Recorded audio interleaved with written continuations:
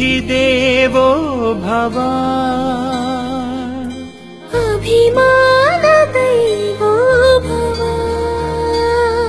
Ballari mining king గాలి జనార్దన్ రెడ్డి అక్రమ mining కేసులో జైలు శిక్ష అనుభవించి బెయిల్పై బయటకొచ్చిన సంగతి తెలిసింది. అయితే కొద్ది రోజులుగా తెరమరుగైన గాలి కూతురి వెడ్డింగ్ కార్తో ఒక్కసారిగా ఇప్పుడు లైమ్ లైట్లోకి వచ్చారు.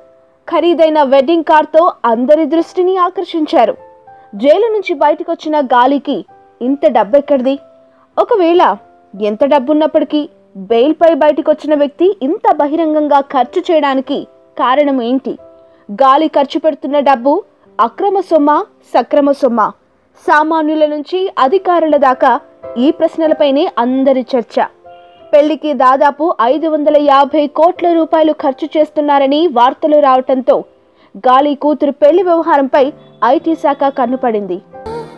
కాయ వాచ మనస సర్వరిగు శరణు బన్నీ బంధుಗಳೇ బన్నీ బంధు బాంధవరే. ఆదాయపు పన్ను శాఖ అధికారులు గాలి అక్రమ ఆస్తులపై మరోసారి దర్యాప్తు చేయడానికి సిద్ధమవుతున్నారు. ఈ పెళ్లిపై పెడుతున్న ఖర్చు అప్పనంగా వచ్చిన సొమ్మని తేలితే గాలి మరోసారి కటకటాల పాలయ్యే అవకాశం ఉంది. ఇప్పటికే 3 సంవత్సరాల పాటు జైలు జీవితం గడిపిన గాలి గత సంవత్సరమే బెయిల్పై బయటకొచ్చారు. ఇంత హంగామాగా చేస్తున్న పెళ్లి వ్యవహారంపై గాలి అనుచరుడు శ్రీరాములు చెప్పిన మాటలు వింటే విడ్డూరం అనిపించక మానదు.